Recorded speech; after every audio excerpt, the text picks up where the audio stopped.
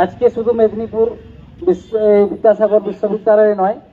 আজকে রাজ্যের 21টা বিশ্ববিদ্যালয়ে এই ডেপুটেশন কর্মসূচি চলছে।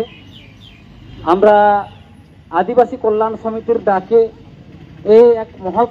ঐতিহাসিক ডেপুটেশন, আদিবাসীদের জাত চুরির বিরুদ্ধে যে লড়াইয়ে আজকে আমরা বিদ্যাসাগর ইউনিভার্সিটিতে এসে এখানে ডেপুটেশন দিলাম এখানের উপাচার্য মহাশয়কে। আমাদের আলোচনা অনেক ইতিবাচক হয়েছে। উনি আমাদেরকে আশ্বস্ত করেছেন স্পেসিফিক যদি কোনো আমাদের অ্যালিগেশন থাকে, আমরা যে তালিকাগুলো ওনাকে দিয়েছি উনি ডিপার্টমেন্টাল ইনকোয়ারি করাবেন এবং উনি খুব তাড়াতাড়ি আমাদেরকে আশ্বস্ত করেছেন যে উনি লিগ্যাল অ্যাকশন নেবেন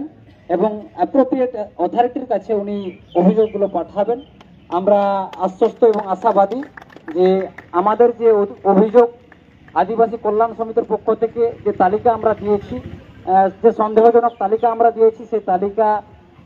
অ্যাড্রেস করে উনি প্রপার ওয়েতে কোয়ারি করে অবিলম্বে যাদেরকে আমরা অ্যাড্রেস করেছি তাদেরকে যাতে এখান থেকে ওদেরকে বহিষ্কার এবং ওদের বিরুদ্ধে বিভাগীয় তদন্ত আমরা চেয়েছি এবং আমরা